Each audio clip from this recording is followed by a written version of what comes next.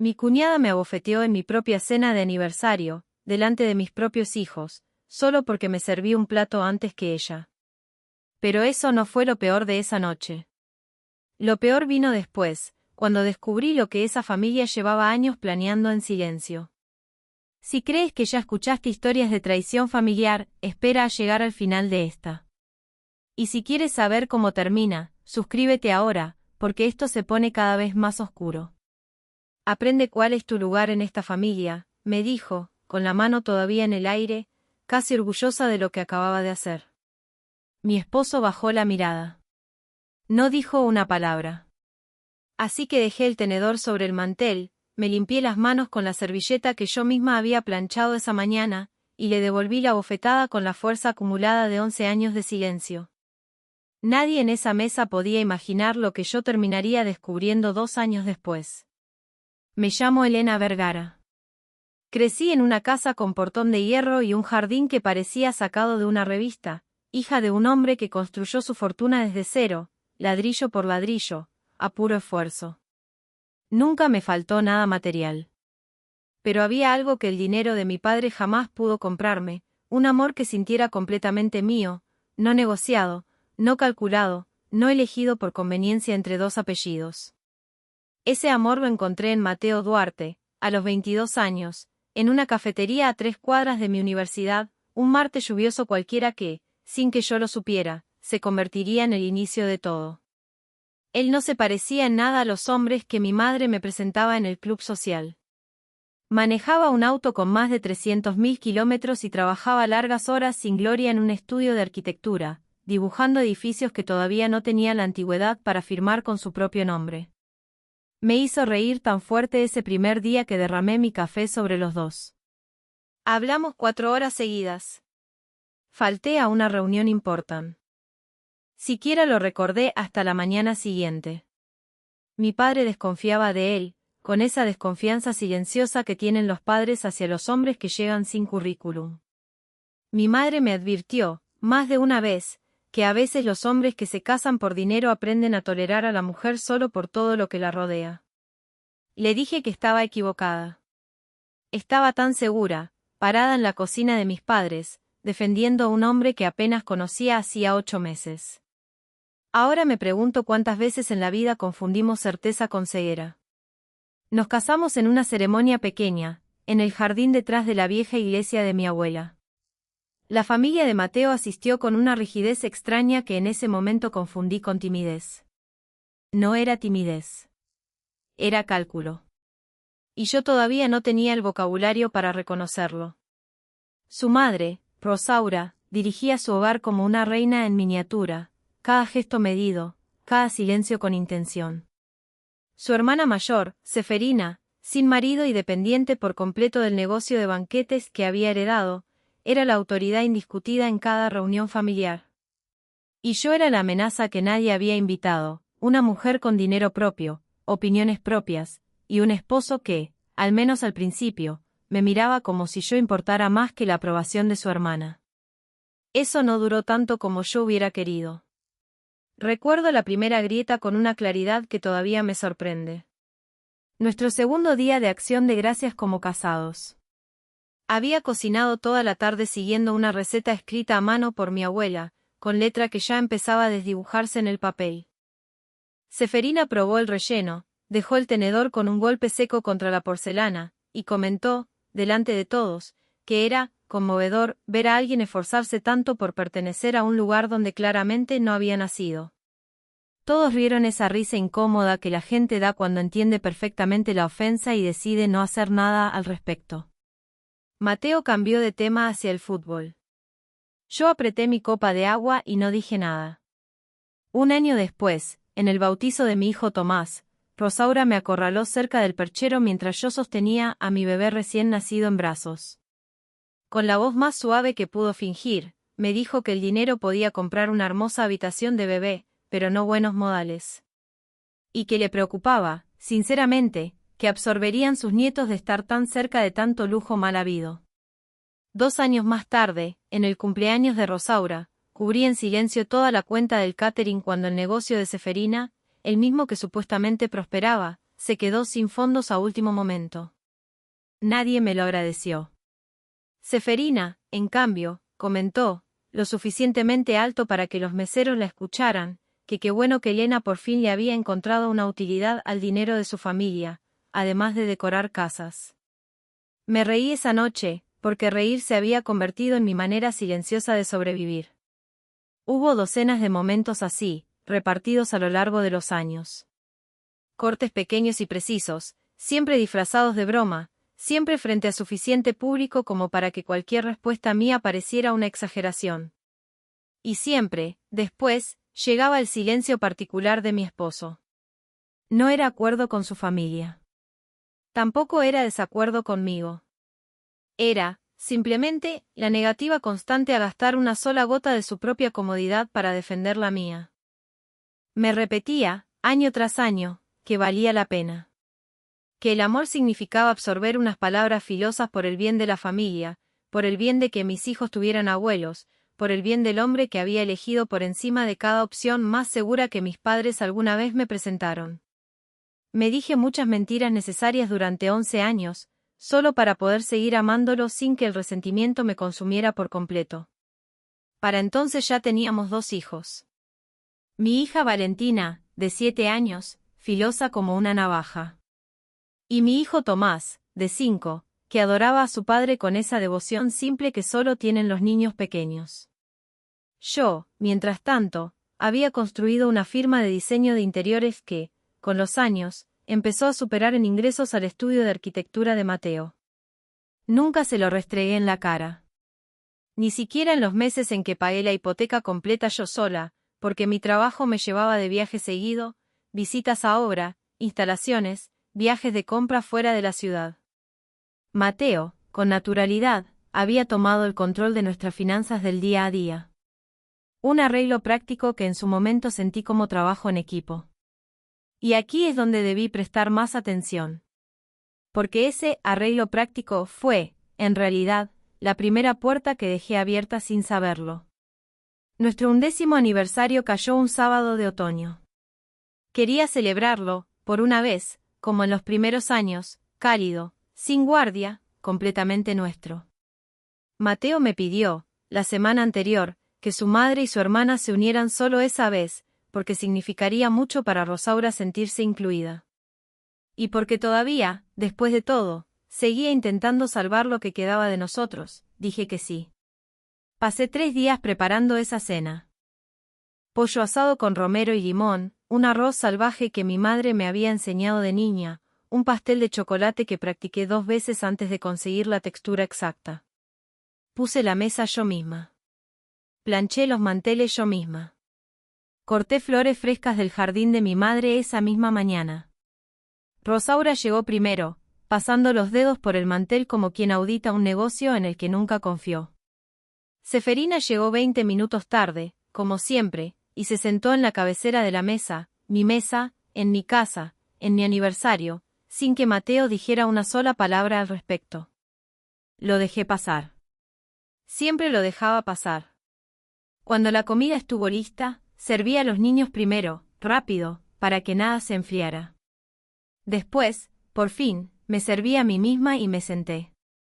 Apenas había levantado el tenedor cuando la mano abierta de Seferina cruzó la mesa y golpeó mi mejilla. Me zumbaron los oídos. Mi visión se nubló en los bordes durante un segundo completo.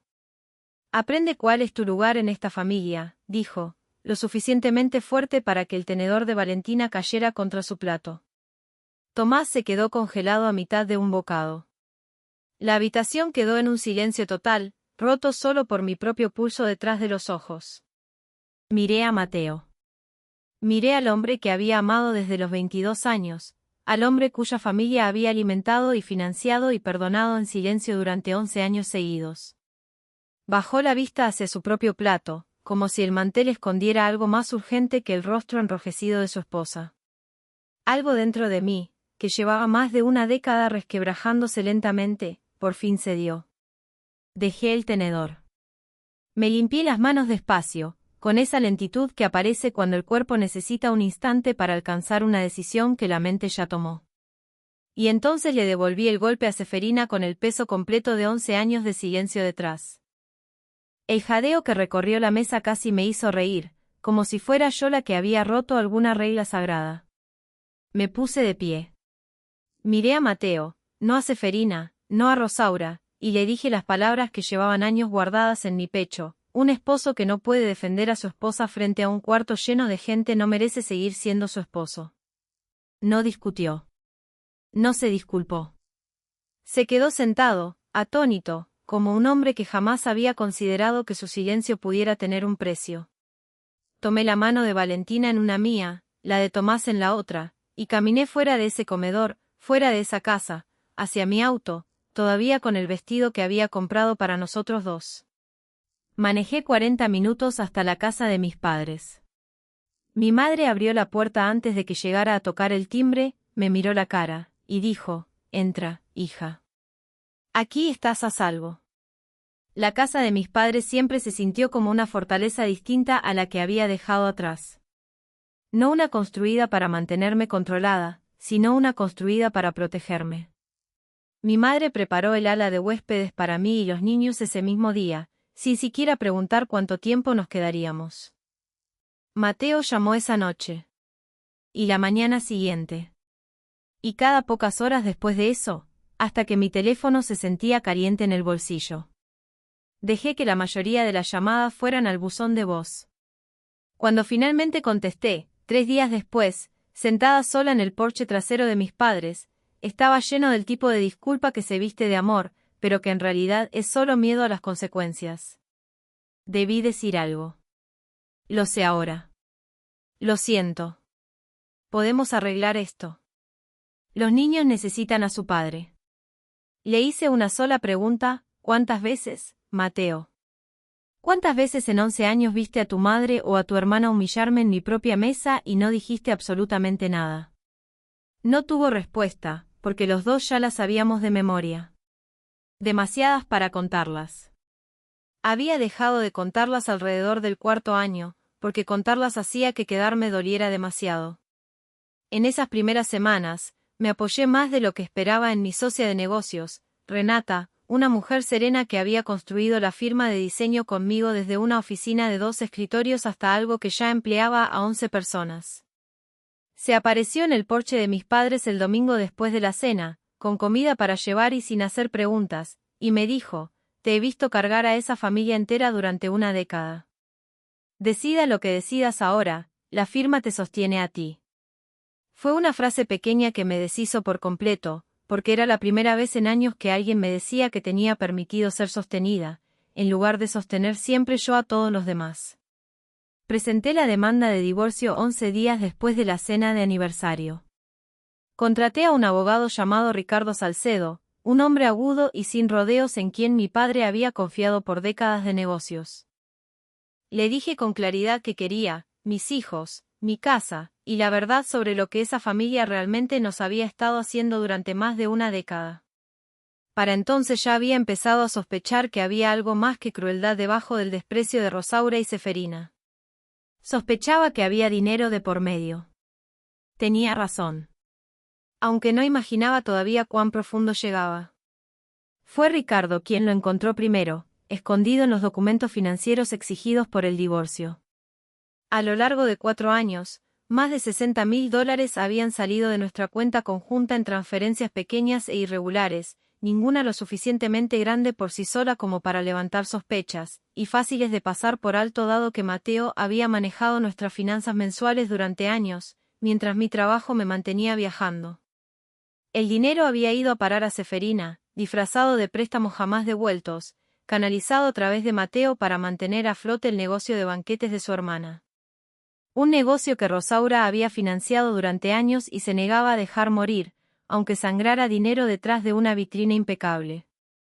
Mateo había autorizado cada una de esas transferencias usando una cuenta que yo había llenado casi por completo con mis propios ingresos, sin decirme jamás a dónde iba realmente ese dinero. Ese descubrimiento, doloroso como fue, no fue lo peor. Enterrado más profundo en los papeles había un documento notariado, fechado 18 meses antes, que intentaba transferir un 10% de la propiedad de nuestra casa, la casa que mi propio padre me había ayudado a comprar, al nombre de Rosaura. Mi firma estaba al pie de la página, en una tinta que yo jamás había puesto ahí. Ricardo trajo a un perito calígrafo, que detectó patrones de presión y puntos de levantamiento de pluma que no coincidían con mi firma real registrada en el banco. Era una falsificación convincente, pero no perfecta.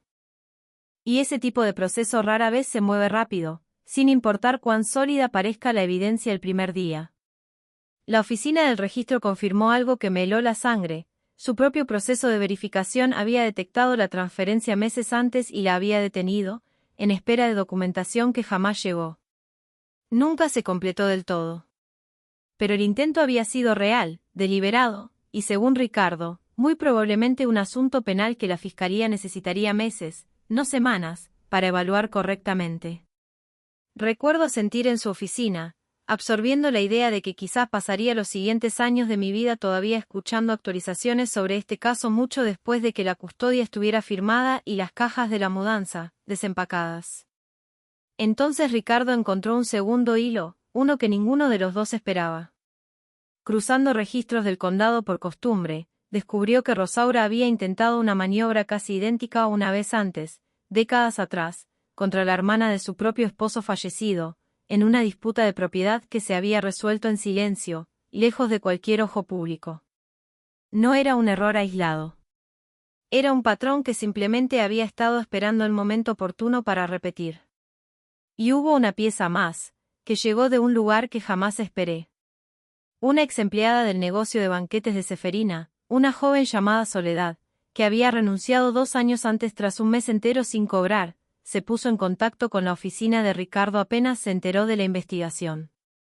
Había guardado copias de facturas que alguna vez le pidieron inflar para eventos familiares, incluida mi propia cena de aniversario, para que una parte de lo que yo había pagado se redirigiera en secreto.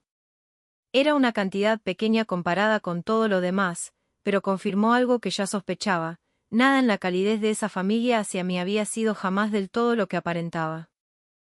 Soledad le contó a Ricardo, casi de pasada, que había visto a Seferina hacer lo mismo con al menos otra clienta a lo largo de los años, una novia que nunca supo que la factura final no coincidía con lo que realmente se había entregado. Nunca se volvió parte formal de nuestro caso, pero confirmó una vez más que esto jamás había sido un desliz nacido de la desesperación. Era, simplemente, como operaba esa familia cuando creía que nadie afuera estaba prestando suficiente atención. Los siguientes 2 años transcurrieron más lento de lo que yo quería, y en algunos sentidos, más rápido de lo que temía. Ricardo remitió la falsificación a la Fiscalía de Delitos Financieros, y la oficina del registro cooperó por completo, entregando sus propios reportes internos como prueba de que la transferencia había sido detectada antes de completarse.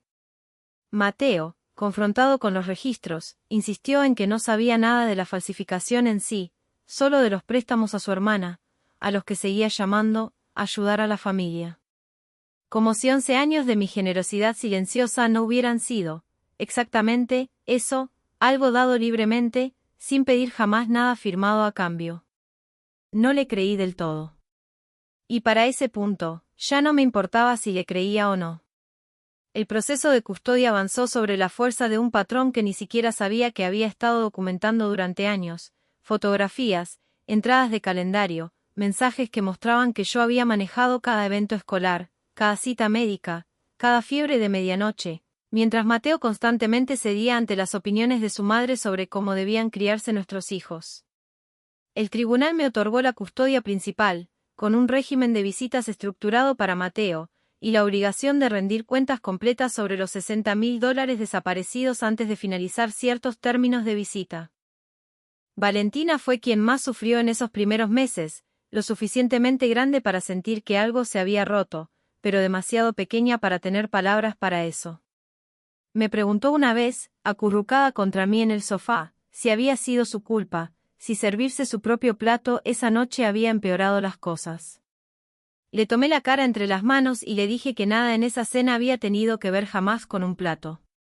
Había tenido que ver con una mujer que necesitaba a alguien más pequeño para sentirse poderosa, y eso nunca, ni por un segundo, fue algo que Valentina hubiera hecho mal. Tomás, a su manera de niño de 5 años, solo preguntaba cuándo recuperaría su propio cuarto.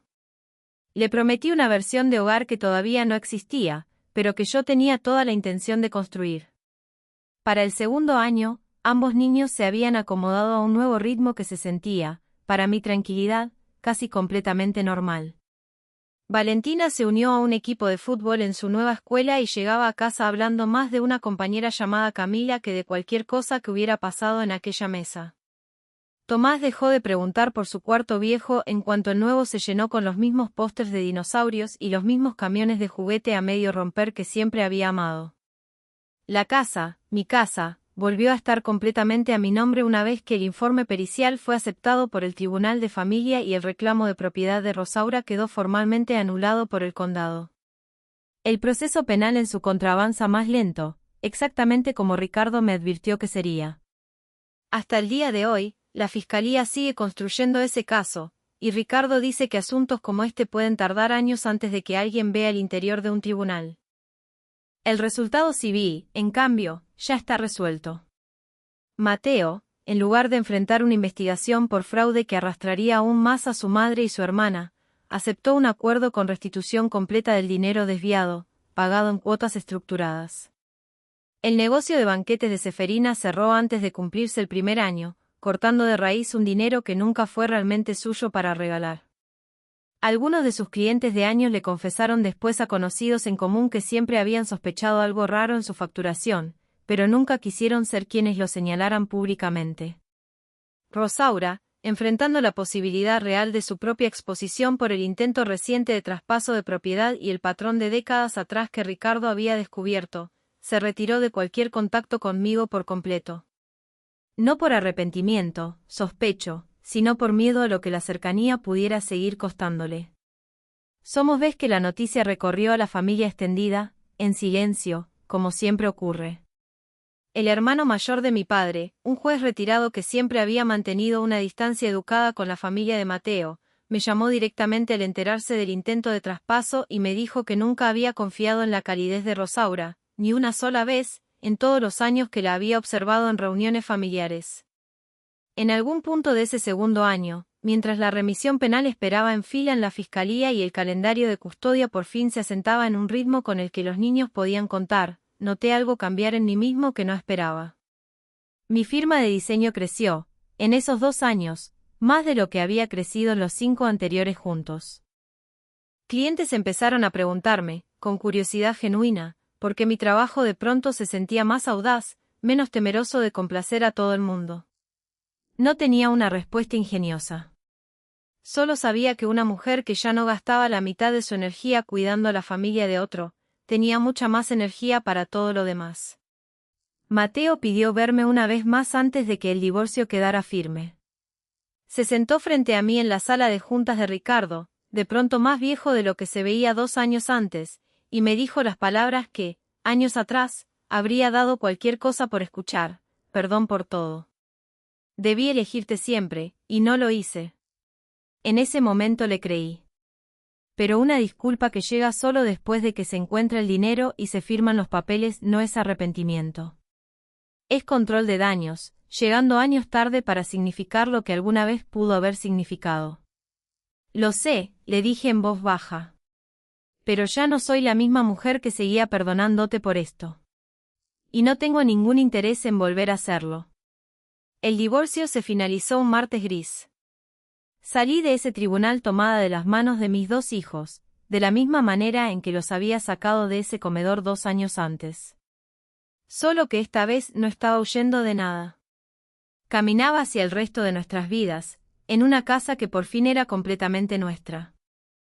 Renata organizó una pequeña cena para mí y los niños la semana en que el divorcio quedó firme. Nada elaborado, solo su propia mesa de cocina, llena de sillas que no combinaban entre sí y demasiada comida. Pero fue el primer aniversario de cualquier tipo que celebraba en años donde cada persona en esa mesa realmente quería que yo estuviera ahí. Me serví a mí misma primero esa noche, sin pensarlo 2 veces. Nadie parpadeó siquiera.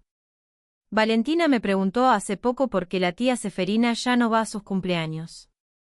Le dije la verdad, con palabras que una niña de 7 años pudiera cargar, Algunas personas olvidan que el amor no es algo que puedas dar por sentado solo porque alguien te lo sigue regalando gratis.